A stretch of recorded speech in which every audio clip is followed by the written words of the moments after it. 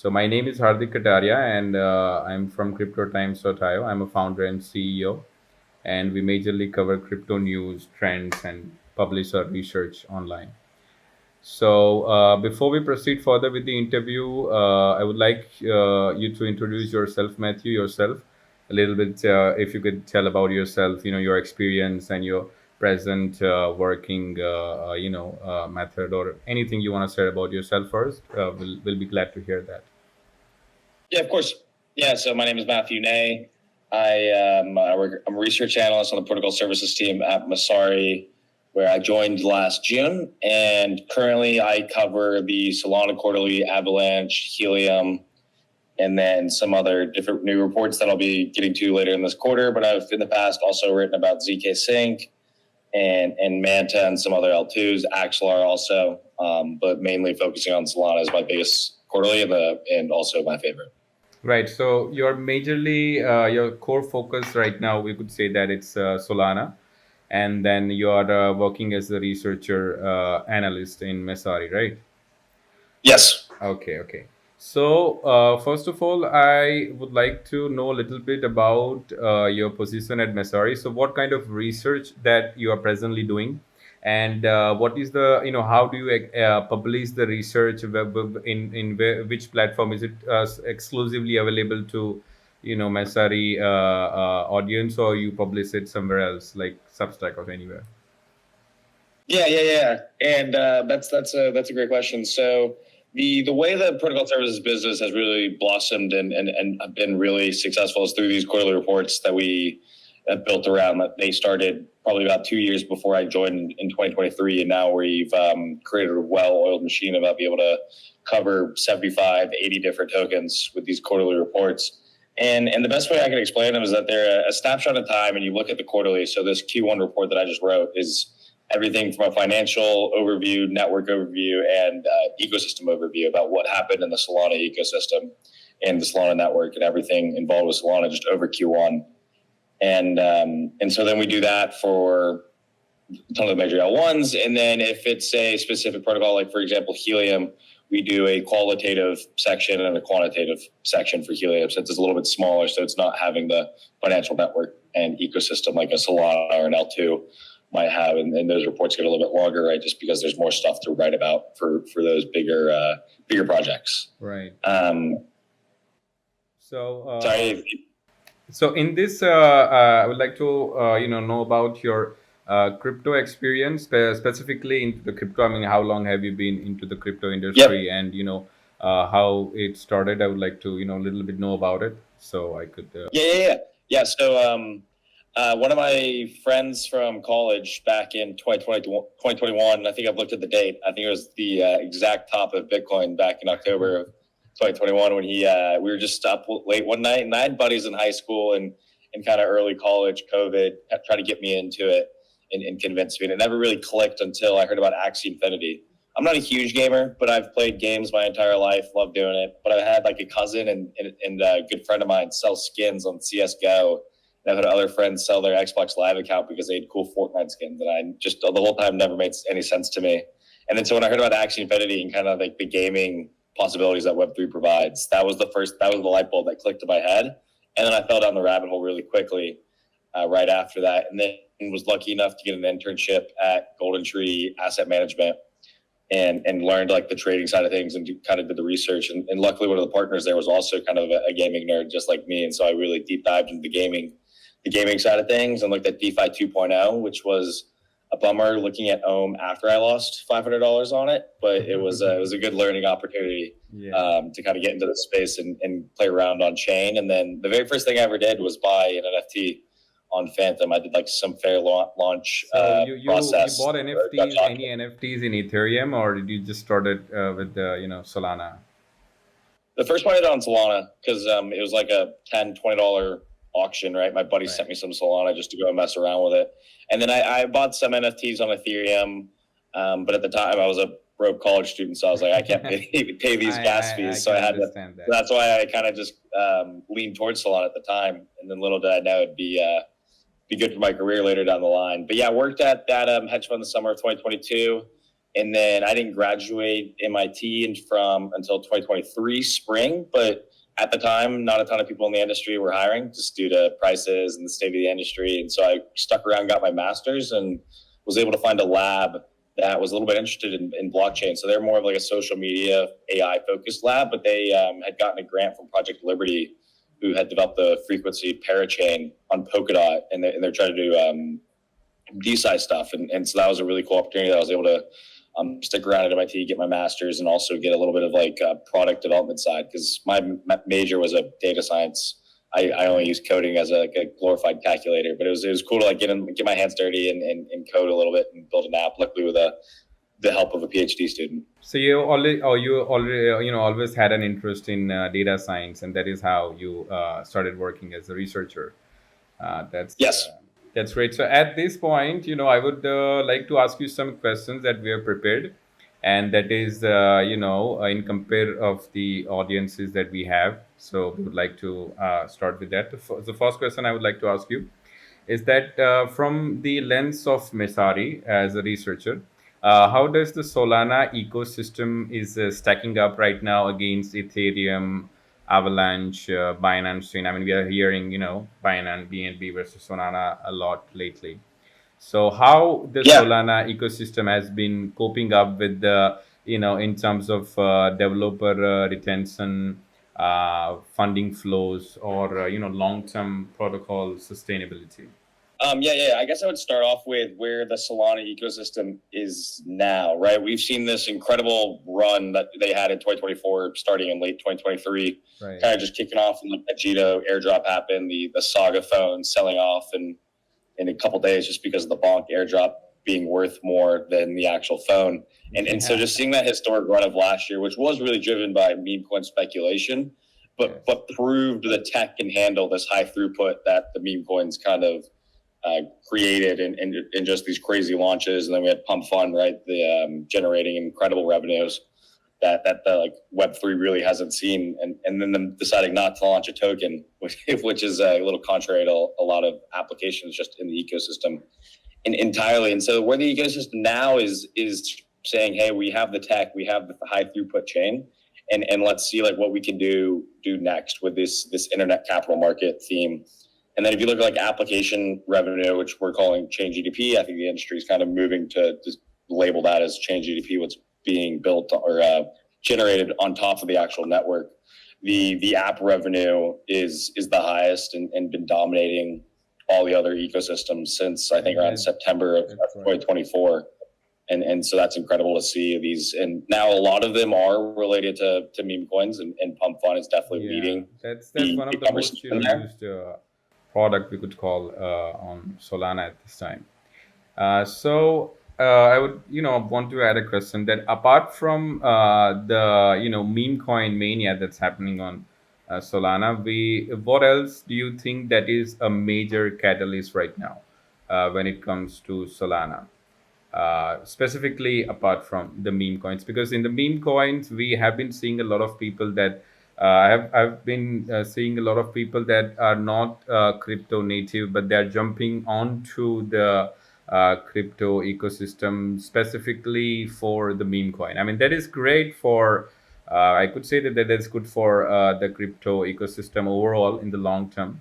But at some point, any narrative, if you have been in a long enough in the crypto, you would definitely agree with this, that any narrative that we have seen in crypto does die at a point. There was NFT was a huge thing when it started on Ethereum, then on Solana. It's still a thing, but it's not that huge of a thing.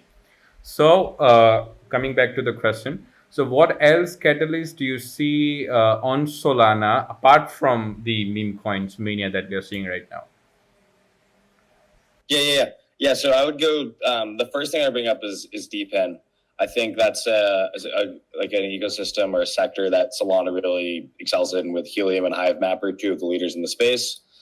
So that they're doing really well, and they're also taking over the energy narrative with the Fuse team. That's really exciting to see. But like onboarding the next million billion users, right? That conversation bringing back from 2021 days and 2022.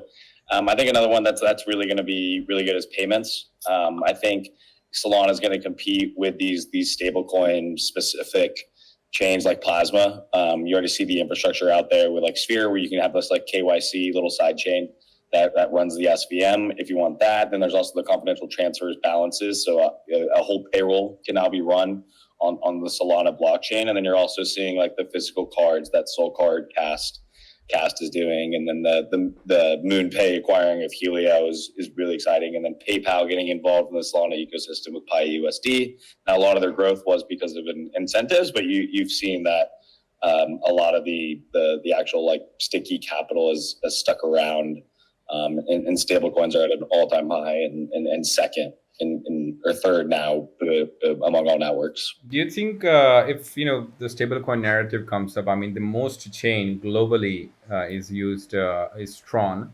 It's widely used globally, and it's the oldest chain that people prefer for stablecoin transfers.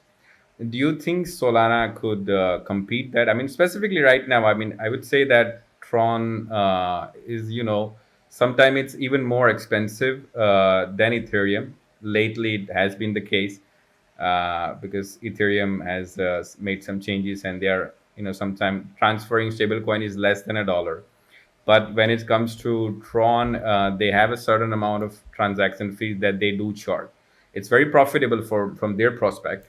But do you think Solana would be able to, get into that game and adapt, in terms of adaptation and people preferring that over Tron? Do you think that? Do you see that happening?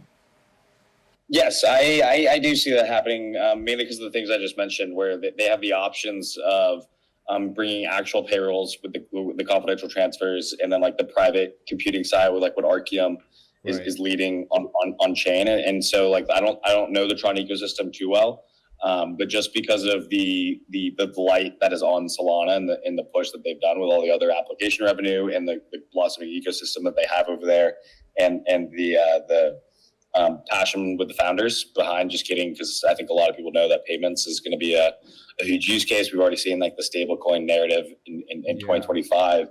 And so that's where I see Solana being able to kind of eat into Tron's market share, is by bringing new users on chain instead of stealing that liquidity. And then hopefully that flywheel kicks off, and then they can go and kind of eat to the markets that Tron is very successful at right now. Yeah, I mean, I agree with your statement when you said that bringing new users, because if any user is coming from Solana and directly onboarding on Solana, is going to prefer to use Solana. The hard part is to bring the current users who are preferring other chains, and kind of guiding them, or directing them to Solana. That is a difficulty in the system. Most Ethereum user don't prefer other chains, and so on. That's a kind of reality in the ecosystem. Anyway, I'll proceed with the next question. That what are the top three leading indicators that you personally track as to evaluate health of a chain? Like I mean, you're in Solana, so what are the indicators that you prefer to evaluate the health of this Solana ecosystem on quarterly basis when you do your analysis? Yeah, I think recently one metric, sure you've seen it around crypto Twitter and then some of these reports, is that chain GDP application revenue and metric, just because it's new, it's exciting, right? It's a new metric we can evaluate these ecosystem by, and really showing like what are we doing here if we're not building new great applications that are generating revenue on top of the network. If we're just using the networks as like a decentralized Venmo or Zelle, then Web2 fintech companies have already really done that distribution and done really well there. And so if you look at application revenue, then you can really see like what's being built on top of these networks and things that are being used in that capacity. And so that's like a new metric that I really like, and I think it's going to be taken off and shown in other ecosystems. So, and then the second one. Yes, I was just going to ask you that you mentioned Chain GPT and the revenue part. So could you brief a little bit about that specific thing so our audience could understand exactly what that is? I'm personally Yeah, curious yeah, yeah. about it. So, like, exactly how does that onboard users, and how exactly it is generating revenue for the ecosystem? Yeah, yeah, yeah. So it's just simply defined as like the sum of all revenue generated by apps that are on Solana, right? Hmm. So like all revenue Pump.fun generates, all revenue that Phantom generates just through their a little extra swap fee that they take from in-app transactions, or Right. any revenue Jupiter gets, or 1inch now that's on Solana, right? The Yeah. 1inch on Ethereum isn't included in the chain GDP on Solana, but 1inch can Yeah. have a chain GDP that crosses ecosystems. So you can kind of do like what is 1inch's application revenue total, but yeah. And then showing how it like onboards new users is it's tough to decide like who's the new users, right? I think a lot of these people are just I don't know if OGs are that word, but just power users of the network.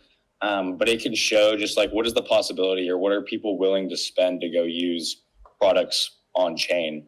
I think is the better willing way to use it. And then some other new metric that I've kind of been playing around with in trying to name is like this revenue, the app revenue capture ratio, and like just comparing the chain GDP to the real economic value, which is another metric that I really like about just showing what is the demand for block space when you add all transaction fees that people are using, and then MEV tips from the Jito validator that Right. 90% of the network is using. And you can kind of see that, or you actually could see that for all of last year, applications in the aggregate earned more than the network itself, and which is exciting because I think I heard the Microsoft quote where you want the applications on top of the network or platform to earn more than you actually earn.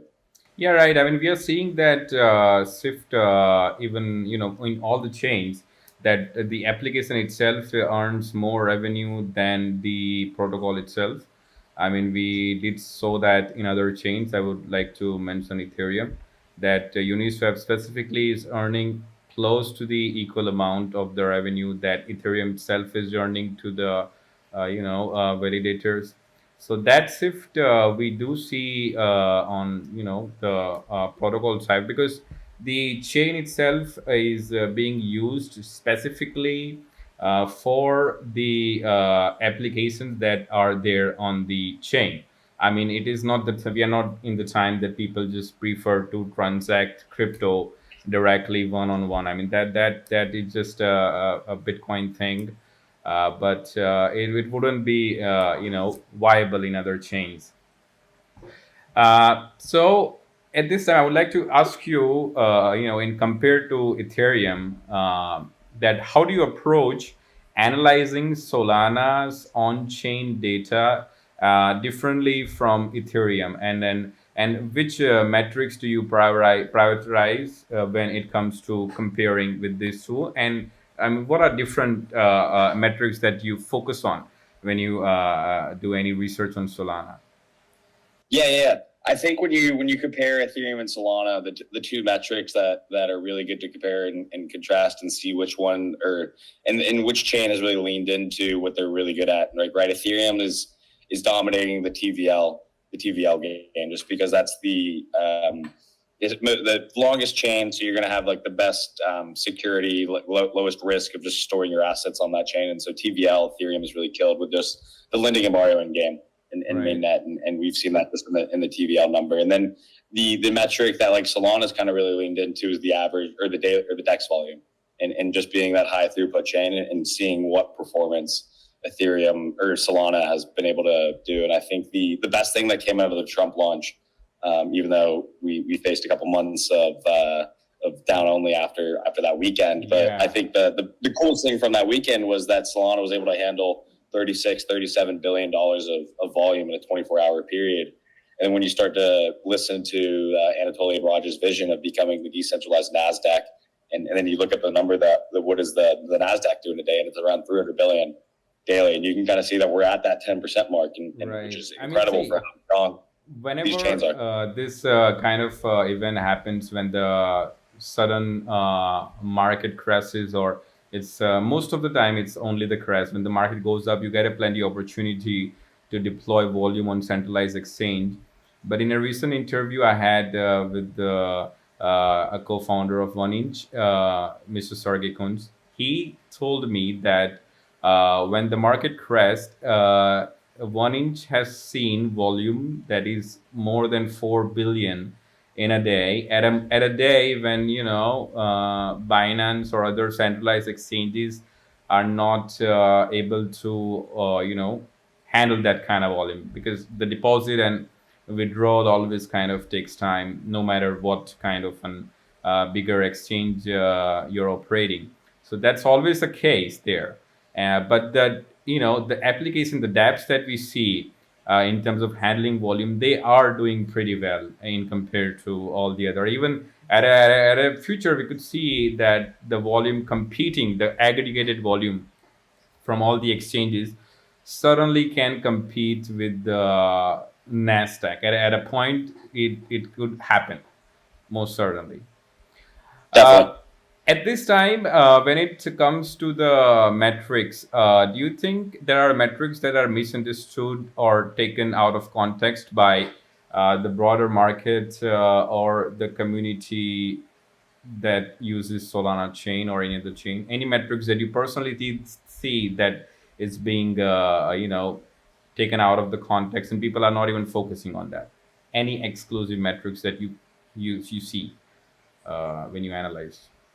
Um, none that come to the top of my head. I guess one that is kind of surprising would be the liquid staking rate. I think the ecosystem would hope that metric would be higher. I think it's just because of how easy it is to go to like a Coinbase or a centralized exchange and natively stake.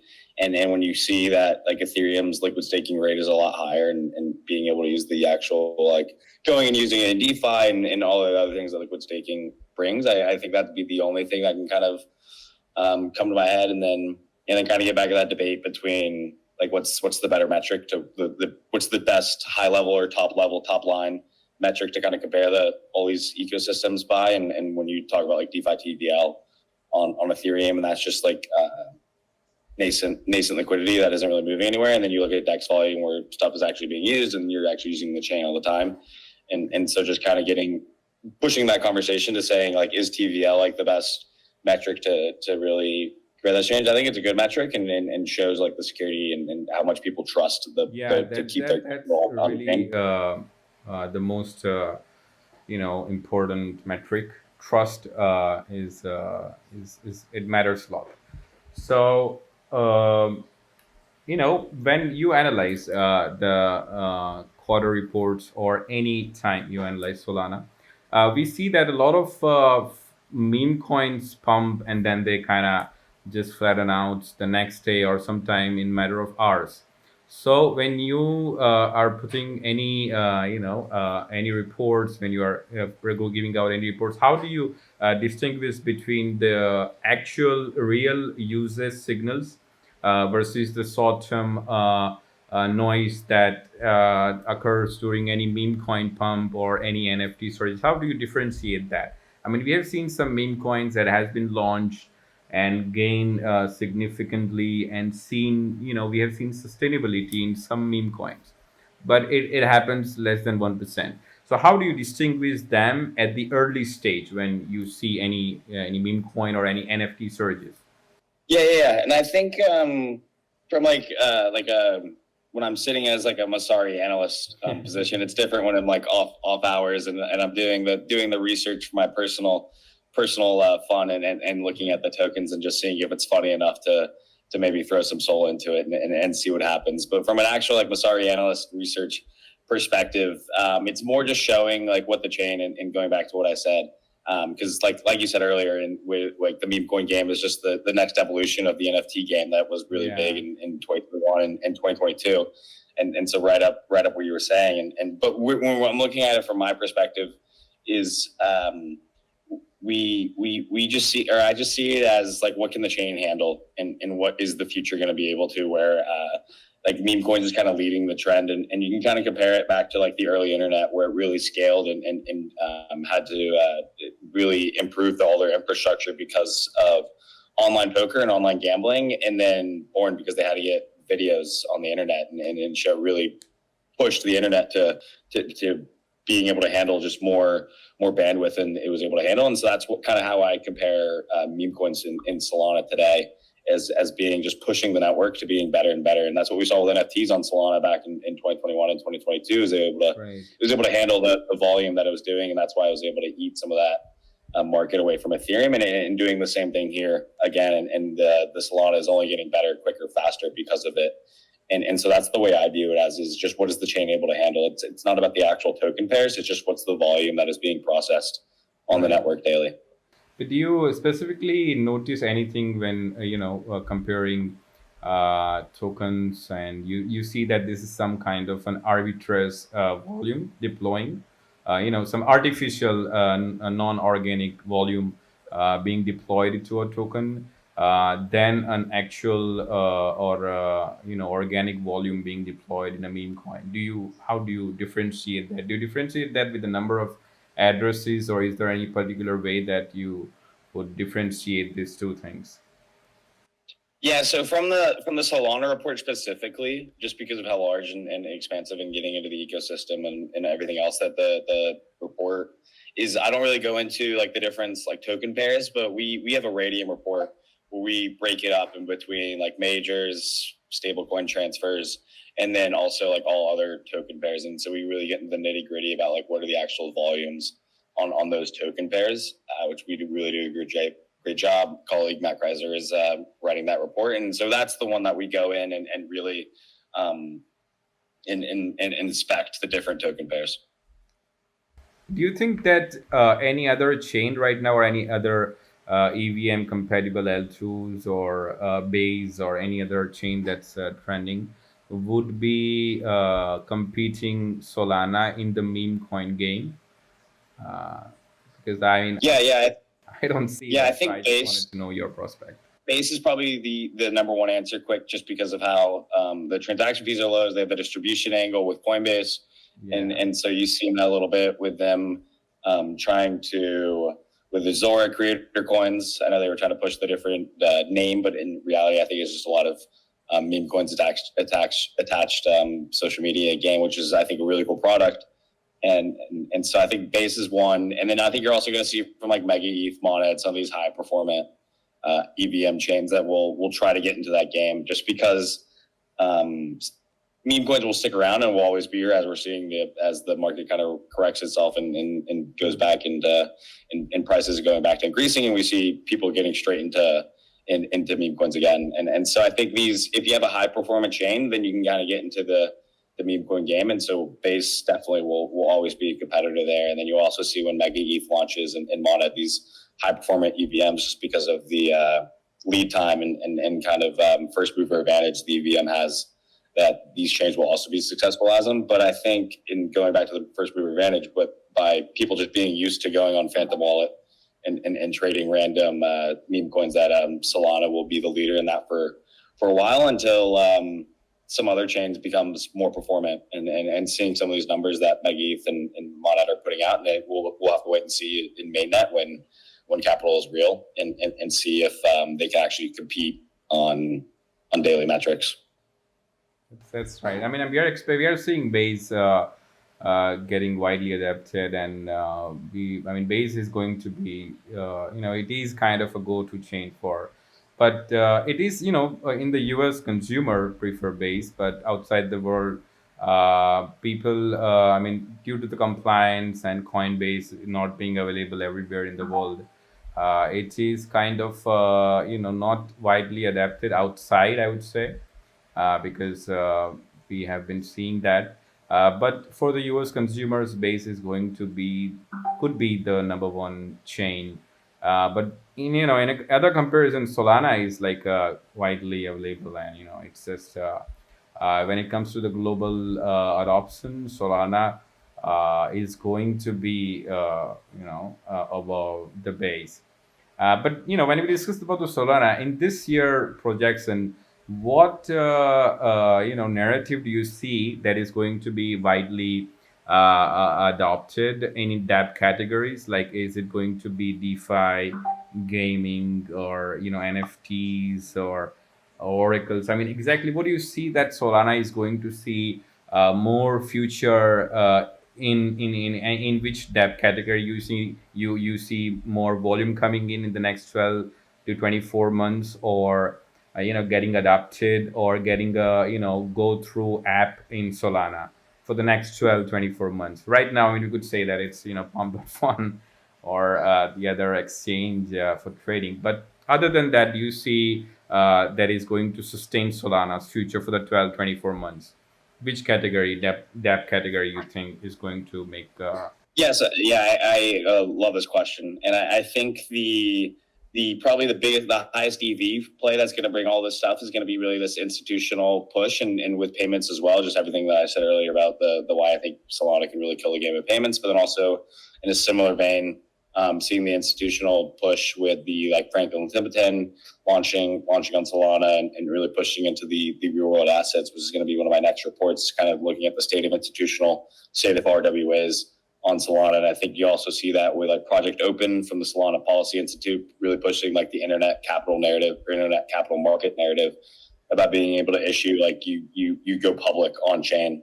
And so I think those are two really what the foundation is really pushing into, and right, just because that has way more money than we can even think about just from the TradFi world. Right. But like what you said also is one area that I'm really excited that I think is actually going to hit this year. I know I've been saying it since I got in through gaming, but I think gaming is could have a really good year this year. We're seeing that with hopefully Star Atlas is actually going to come out this year. I know I've been waiting for that since 2021.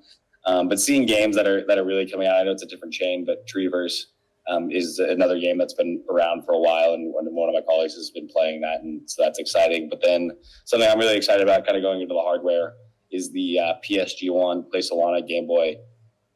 Right. That's been around. I was lucky enough to just buy a random NFT one day, and then it's blossomed into this actual Game Boy ecosystem, and I'll actually get the device in hands and being able to play some of these games on chain. And so I think gaming has a real chance this year to kind of actually get pushed into maybe not mainstream adoption, but Web3 crypto adoption, and people are actually playing some of these games on chain for fun and not just play to earn and for like really NFT just earn. purpose. Like earlier, we have seen that people were buying all kind of characters on. But do you see like mainstream gaming industry adapting NFTs or any integrating any chain? Do you see that if you're into gaming? Could you, like, let's say for a GTA 6 is gonna come next year. So any that level game that people are actually heavily into playing, or maybe CS. I mean, you could have their weapons. I mean, the weapons are already NFT. You could sell that in the market. I've been into CS for pretty long years. But do you think that that could come to any blockchain, and we could actually trade that on places like OpenSea or any NFT marketplace? Do you see that? Yeah. I don't think we'll have any crypto elements in GTA 6. I think we would have to have been more successful in 2021, 2022. If we actually like broke off and really were successful back then, I think that might have been a possibility. But I think we're still too early in the narrative, and the gaming narrative really never really took off as successful as it could have been. Now I think we might have had a chance, but something I'm looking at is like the off the grid game from Avalanche, right? That had really good mainstream adoption success, and now the chain or the L1 subnet went live, and we're seeing like meaningful metrics from there. Nothing compared to like some of these other ecosystems, and like when you get to like a meme coin launch or anything, but you're getting real use cases of people generating skins or going in and getting skins and selling it. So off the grid's probably the best AAA title that crypto can. I mean, now it's a crypto specific game, but they created a good game around it, right? Which we haven't seen on chain, and so that's one that I think will real Web2 game studios will see and say, hey, they actually were pretty successful doing it. They had a great launch with some of these like very popular celebrity streamers. But then one that I'm really excited about that is the Eve Online studio is pushing to create a crypto game. I'm not sure if you're familiar with the Eve game, where I've never played, but it was just like this huge MMO space exploration shooter where you can go and build factions and all this other great high level stuff or great gaming and stuff. And people have spent $50,000-$60,000 on just random in just traditional ways. Right. on building ships and going and then destroying them. And there's no beauty of the Web3 possibility that we all love and got into the industry for. And so I think the Eve team, I have no idea what chain they're building on, but I think they're going to be a great studio because they've already built a flourishing economy in game. And if they're able to do that in a Web2 sense, I have a lot of trust in their studio to be able to do it in an on-chain way. I mean, from running a news firm, a crypto news firm, I mean, we see that people's interests are not into the project that are highly technicality. They have very detailed coding, and they are trying to provide an excellent or new experience to the users. But rather than that, we are seeing a shift towards the games that kind of incentivize the players. I mean, I could name a few that we could say a hamster combat if you have heard about it. We are seeing huge interest in that because we see that interest when they read about it. I mean, that's how we measure the interest. So we have seen it there, and other products that are incentivizing the no matter how stupid the game is. I mean, we wouldn't play it for a minute unless you're getting paid for it. So we have seen that. So I think that could be a catalyst for new games being as any game that you're launching, you need an adoption. You need real users that adds value to it, because in most of the cases the value that the users add, it directs the project in which direction they should do more development.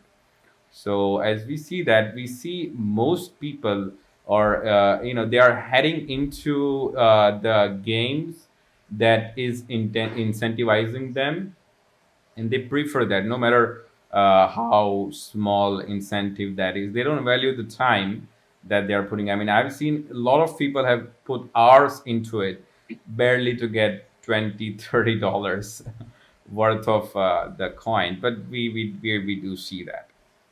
Anyway, I'll ask you a few questions about Solana in terms of the how Solana operates. Solana community often cites 50,000 plus transaction per second, 50,000 plus TPS. They quote it.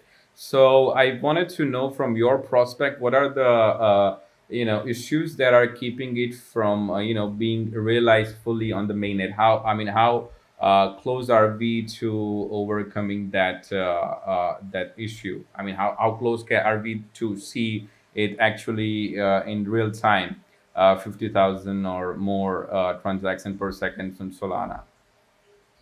Yeah. So I think that's been in quoted on the white paper and everything. And I think it was just from like simple transactions. And so when you get to more complex transaction, it's gonna slow down the chain a little bit and not be able to actually get to that 50,000. And I think where we're at right now is around 1,000.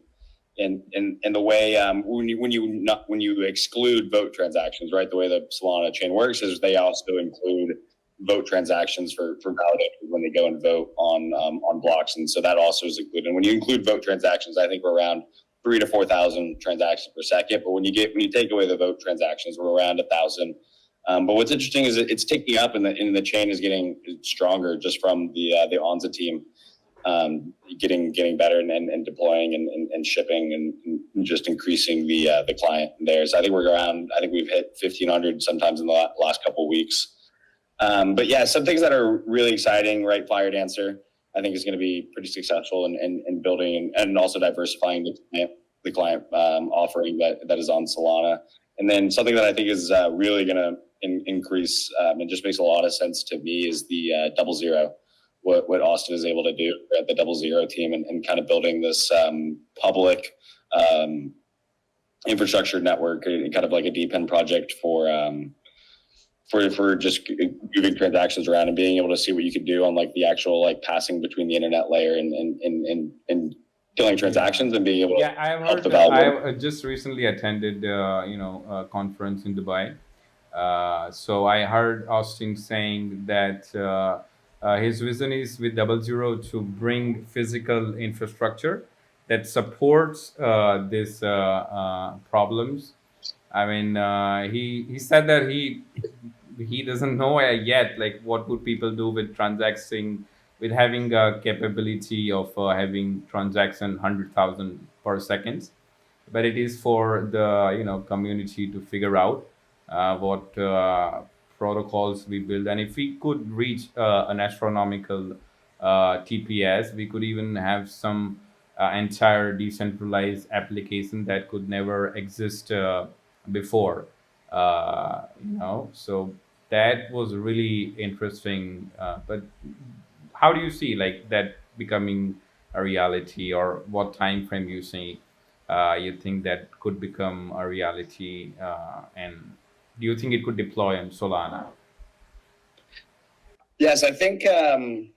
Yeah, I do think I see that reality, right? Because just the way I've seen and talked from the DoubleZero team, and be able to push some of the load that the validators need to handle, right, on the actual these fiber networks, and doing like just spam resistant stuff, just easy operations that you can handle just on the as the data packets are actually flying between these validators, right? You can cut them off before they ever get to the validator if you know it's a bad transaction, and do some stuff that I've out of my expertise level for sure. But it seems like it makes a lot of sense Yeah, it does. in when he talks about it. Yeah, and going on to like if that really that we see this sort of breakout app that really crosses the chasms between Web3 to Web2.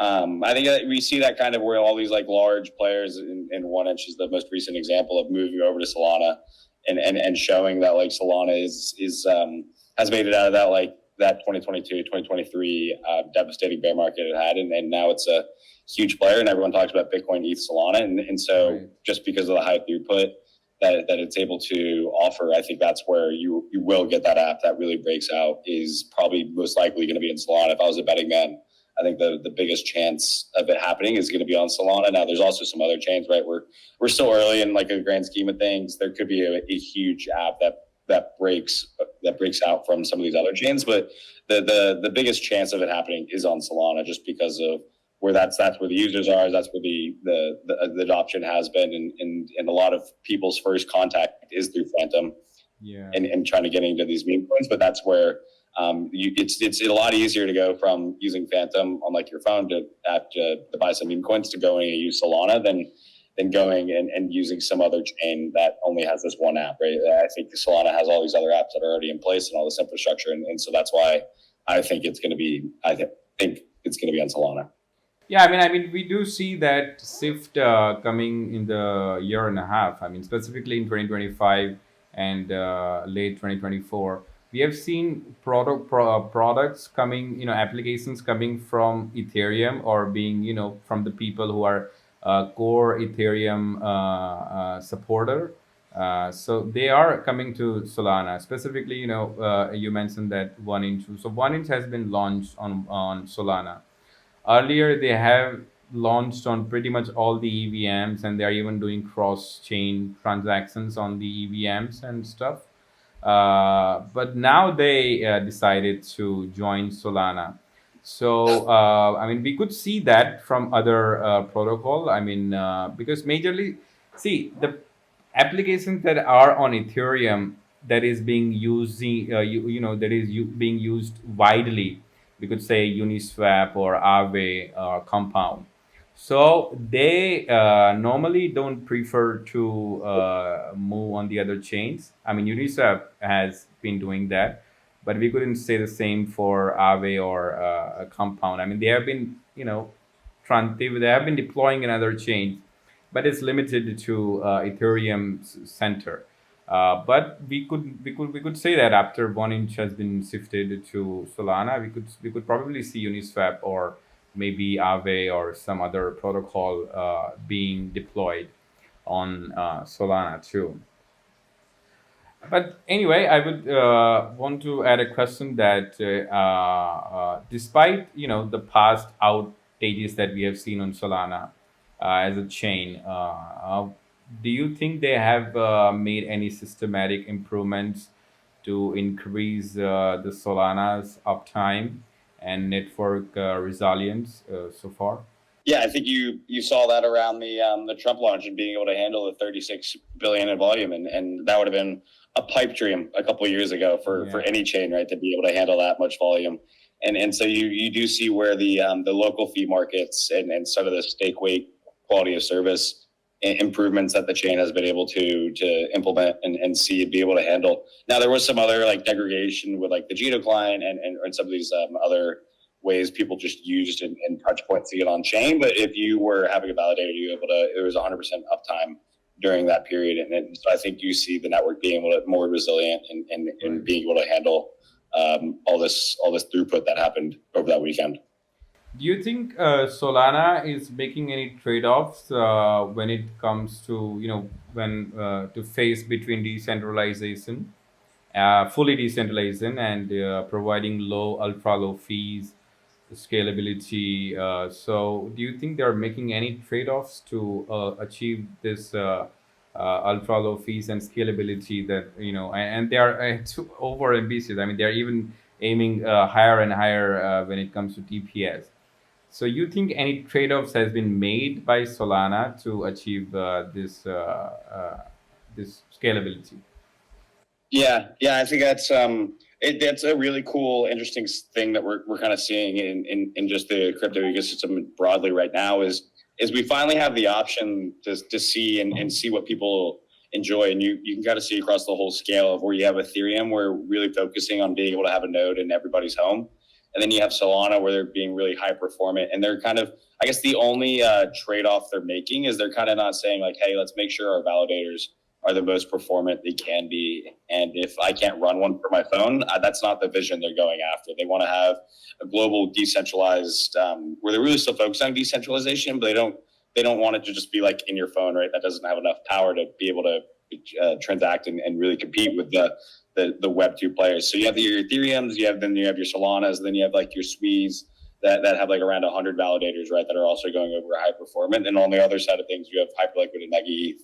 And the market is kind of deciding like, hey, we don't necessarily care about decentralization. Now I think that's gonna, you only care about decentralization when it's worst comes worst, or worst outcome, worst possibility. But the Hyperliquid team has been amazing there, kind of getting more into pushing into the decentralization. So I guess as users, we finally have the chance to kind of go across that whole spectrum and being able to see like what do we care about, and that's why I think you have the TVL really dominating on Ethereum, just because of how decentralized and how resilient that network is. But then you have Solana still like kind of more on that scale. It's probably more decentralized than most of where the users are, right? Because you have the Swees and the Says, the Aptoses that are less decentralized than Solana, and then all the way to the Hyperliquid Mega ETH, where they're really making the trade-off on really just being the most performant they can be, and they're getting rewarded from it because they have good apps. Like the Hyperliquid Perp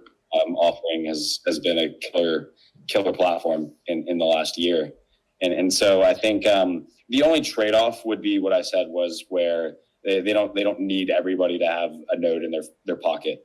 But it'll still be, we still have 1,400 validators on the network right now, and so it's more decentralized than most, which is a changing of the narrative that it was a couple of years ago. Right.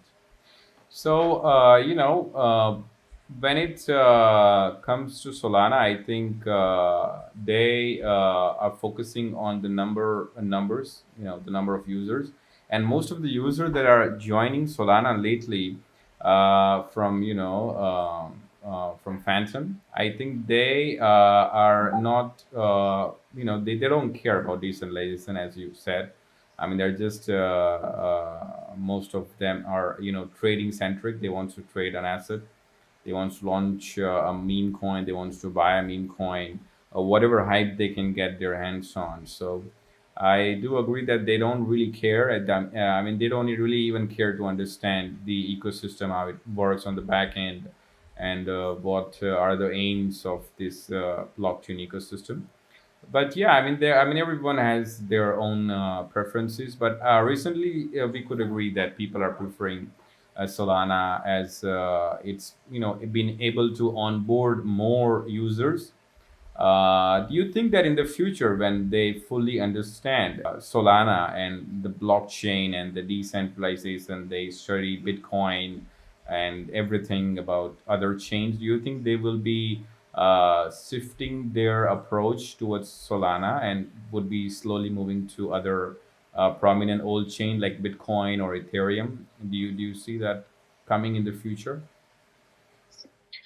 No, I think as you learn more about it, you'll just become more of a fan of where Solana is and what they're really doing, and because of what I was saying, it still offers that decentralization and is more decentralized than some of these other newer chains that are out there. Yeah. But then kind of going back to like the trilemma, I guess, is they've been able to really thread the needle at performing really well in every area, and so I think the more you learn about it, right? I mean, Bitcoin will always be The number one, yeah.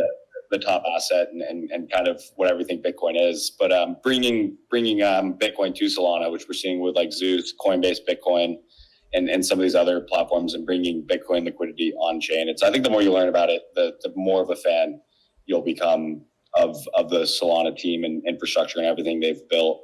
Which is, I mean, that's just a personal story. That's what happened with me. Is the more I learned about it, the more I became more bullish on Solana. Yeah, I mean, I share the same view in terms of the price narrative and everything. But anyway, coming to the end of the interview, I would like to ask you just a question about that's kind of a personal question to you, Matthew. So can you highlight few under the radar Solana based project that you think deserve more attention from the community, but they are not getting it? Yeah, that's a great question. I think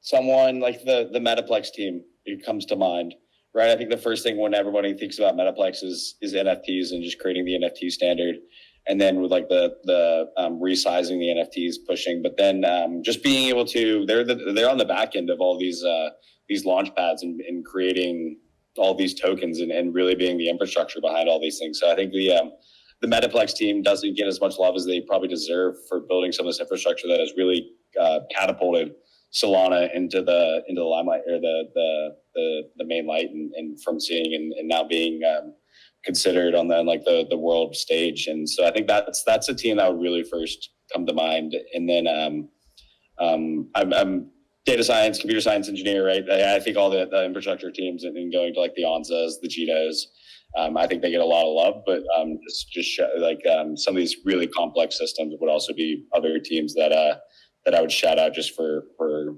these incredibly smart people that have built something that we use and have built careers around, and so always have to shout them out. But yeah, Metaplex would be the first one that comes to mind, just because I don't think everyone knows how much they do on like the liquid token side as well, away from the NFT things that we know them from.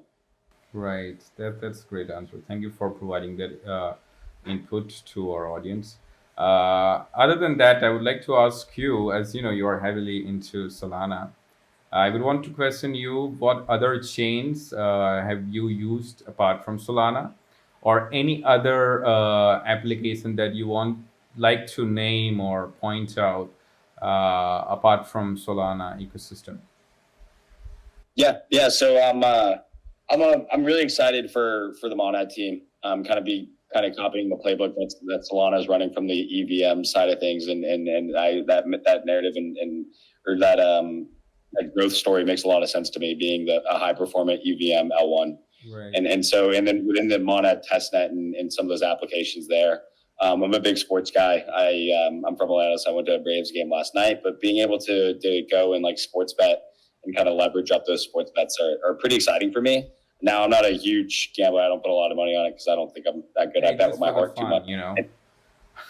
Yeah, exactly. So, but being able to leverage sports bets is pretty exciting, and you kind of see the reason parlays in the sports betting world in general is the demand is there, and then people love to really kind of speculate, and it's a similar thinking when you get to the meme coins, and then also like sports betting, Right. And so like the lever bet application on Monad testnet is really exciting for me, and I'm excited to see what like use cases actually, or how much capital and volume goes into it when mainnet launches. I mean, I think that we have a lot of great, user base. When it's come to crypto community, most of the people, I would say maybe 85% people who have, onboarded into crypto. They're after the, pump. They're choosing the pump. So I think any platform that is simplifying the, betting platform that is, giving you the leverage and providing you a seamless, decentralized way to do that would be a huge success eventually. So I kind of agree with that.